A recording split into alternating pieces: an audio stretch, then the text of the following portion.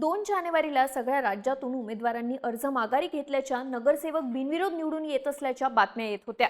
पण अशातच सोलापुरातून एक बातमी आली, राजकीय खुनाची। काही दिवसांपूर्वी सोलापुरात निवडणूक लढवण्यासाठी इच्छुक असलेल्या तृतीयपंथीयाची हत्या झाली होती। त्यानंतर पुन्हा सोलापुरात राजकीय खून झाला, पण यावेळी कारण किरकोळ होतं, हत्या मात्र भीषण होती।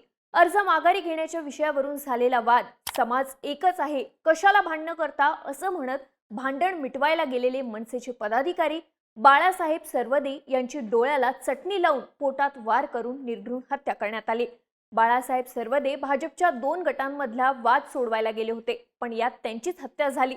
पण सोलापूरमध्ये नेमकं काय घडलं, भाजपच्या 2 गटांमध्ये राडा का झाला, या राड्याशी मनसेच्या पदाधिकाऱ्याचा काय संबंध होता आणि या सगळ्या प्रकरणात भाजपच्या आमदारावर आरोप का होताय, सोलापूर मधल्या राड्याची सगळी स्टोरी सांगणारा हा व्हिडिओ। नमस्कार, मी दिव्या आणि तुम्ही पाहताय बोलभिडू। सोलापूर महानगरपालिकेचा प्रभाग क्रमांक 2 क मधून भाजपच्या तिकिटावर निवडणूक लढवण्यासाठी 2 उमेदवार इच्छुक होते, शालन शिंदे आणि रेखा सरवदे। सरवदे यांनी आधीपासून इथून लढण्याची तयारी सुरू केली होती, पण पक्षाने शालन शिंदे यांना संधी दिली। तिकीट नाकारलेल्या सरवदे यांनी 2 क मध्ये बंडखोरी केली आणि अपक्ष उमेदवारी अर्ज दाखल केला। शालन शिंदे या भाजपच्या माजी नगरसेविका, मागच्या वेळी त्यांना संधी मिळाली होती। समाजातल्या प्रत्येकाला 5 वर्षांनी संधी मिळेल असं ठरलं होतं, तरीही यावेळी पुन्हा शिंदे यांनाच तिकीट का देण्यात आलं, आम्हाला संधी का नाही मिळाली, अशी सरवदे यांच्या गटाची भूमिका होती। पण सरवदेंनी अर्ज माघारी घ्यावा असा शालन शिंदेंच्या गटाचा आग्रह होता। यासाठी भाजपच्या स्थानिक नेत्यांनी मध्यस्थी केल्याचंही सांगण्यात आलं आणि त्यानंतर रेखा सरवदे यांनी अर्ज माघारी घेतला। आता सरवदे आणि शिंदे ही दोन्ही कुटुंब एकमेकांचे नातेवाईक, दोन्ही भाजपचेच कार्यकर्ते, पण उमेदवारीच्या मुद्द्यावरून दोन्ही कुटुंबामध्ये खटके उडाले, वादही झाले। समाजातल्या वरिष्ठ लोकांनी मध्ये पडत 3 वेळा हा वाद मिटवला होता, पण शुक्रवारी हा वाद पुन्हा उफाळला आणि मग सोलापुरात पाहायला मिळाला तुफान राडा। हत्या झालेले बाळासाहेब सरवदे हे मनसे विद्यार्थी सेनेचे शहराध्यक्ष, ते मनसेच्या विद्यार्थी सेनेचे प्रमुख अमित ठाकरे यांचे निकटवर्तीय। रविवार पेठेतल्या जोशी गल्ली परिसरात जुना बोरावणे नाका भागात सरवदे यांचा संपर्क तगडा होता, तरुणांशी थेट कनेक्ट होता।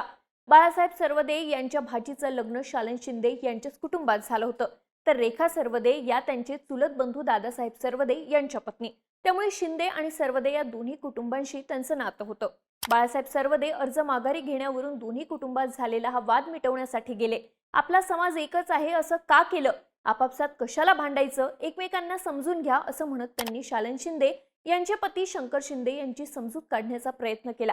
यावेळी बाळासाहेब यांच्यासोबत त्यांचे बंधू बाजीराव सरवदे, आदित्य सरवदे सुद्धा होते, पण पुढच्या काही मिनिटातच बाळासाहेब सरवदे यांची हत्या झाली। माध्यमांनी दिलेल्या बातम्यांनुसार बाळासाहेब सरवदे यांना घेरण्यात आलं, त्यानंतर त्यांना मारहाण करण्यात आली आणि अचानक त्यांच्या पोटात चाकू खुपसून अंगावर तलवारीने सपासप वार करण्यात आले। हे वार इतके भीषण होते की बाळासाहेब सरवदे त्यांच्या अंगावर छातीच्या खाली पोटाजवळ 6 ते 8 इंच खोल जखम झाली होती, त्यामुळेच बाळासाहेब खाली कोसळले। त्यानंतर त्यांचे नातेवाईक आणि मित्र यांनी तातडीने हालचाल करत त्यांना हॉस्पिटलमध्ये नेलं, पण बाळासाहेब सरवदे यांचा जीव वाचू शकला नाही। बाळासाहेब सरवदे यांचे बंधू बाजीराव सरवदे यांनाही मारहाण करण्यात आली, ज्यात त्यांना मुक्कामार लागलाय, तर आदित्य सरवदे हे सुद्धा कोयत्याचा वार होऊन जखमी झाले। आता या सगळ्या प्रकरणात बाजीराव सरवदे यांनी पोलिसांमध्ये फिर्याद दिली आहे, ज्यात त्यांनी हत्येचा घटनाक्रम सांगणारे काही खळबळजनक दावे केले आहेत। त्यांनी दिलेल्या फिर्यादीनुसार शुक्रवारी दुपारी शालन शिंदे, शंकर शिंदे, सुनील शिंदे, विशाल शिंदे यांनी घरी येऊन उमेदवारी अर्ज माघारी घ्या अशी धमकी दिली।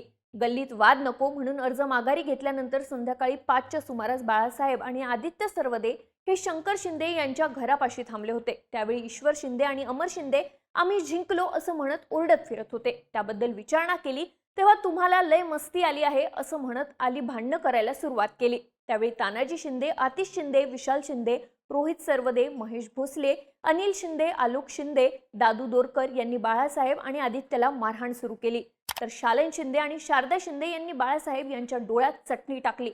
राहुल सरवदे, सुनील सरवदे यांनी बाळासाहेब यांना पकडलं आणि तानाजी शिंदे, विशाल शिंदे यांनी बाळासाहेब सरवदेंवर तलवारीने वार केले। या सगळ्यात मला लांब थांबवून पकडून ठेवलं, त्यामुळे मी भावाला वाचवू शकलो नाही।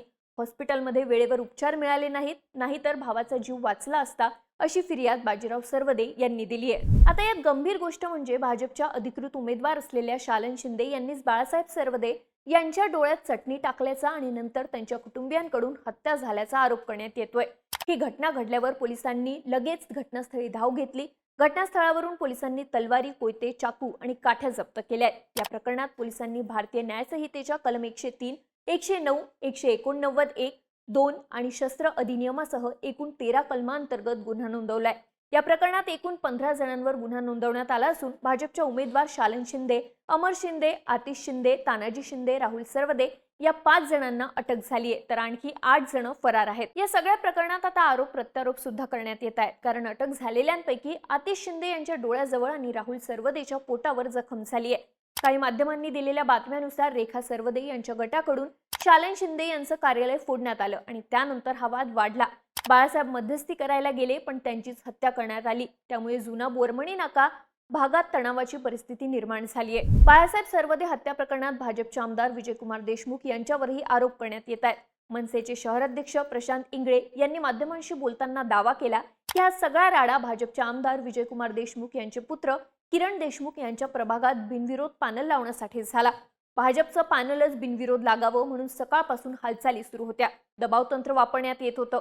माझी मुलगी सुद्धा निवडणुकीला उभी आहे, पण भाजपचे नेते अजित गायकवाड, नरेंद्र काळे यांनी मला 5 ते 6 वेळा फोन केले. मनसेची उमेदवारी मागे घ्या असा दबाव टाकत होते. माझ्या भाऊजाईसोबत असं का केलं हे विचारायला बाळासाहेब गेले होते.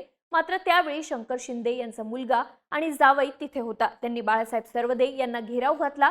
त्यावेळी या शिंदेंना फोन आला, किरण देशमुख यांचा फोन आला. या सगळ्यांनी जागेवरच बाळासाहेब सरवदे यांच्या पोटात चाकू खुपसून खून केला, असेही आरोप इंगळे यांनी केले आहेत. पोलिसांनी या सगळ्याचा तपास सुरू केला असून फरार आरोपींचा शोध घेतला जातोय. पण जोशी गल्ली मात्र दहशतीमुळे शांत आहे, कारण इथल्या भाजपच्या उमेदवारावर याच भागातल्या मनसे पदाधिकाऱ्याच्या डोळ्यात चटणी टाकून त्याचा खून केल्याचा आरोप आहे. तर सगळ्यांच्या हाकेला धावून येणारा आदल्या दिवशीच मुलीचा वाढदिवस साजरा केलेला बाळासाहेब सरवदेचा खून झाल्यानं बसलेला हादरा अजूनही कायम आहे. आता या राजकीय खुनाचे निवडणुकीत कसे पडसाद उमटतात याची चर्चा आहेच, पण सोबतच सगळ्या सोलापुरात दहशतीची लाट सुद्धा आहे.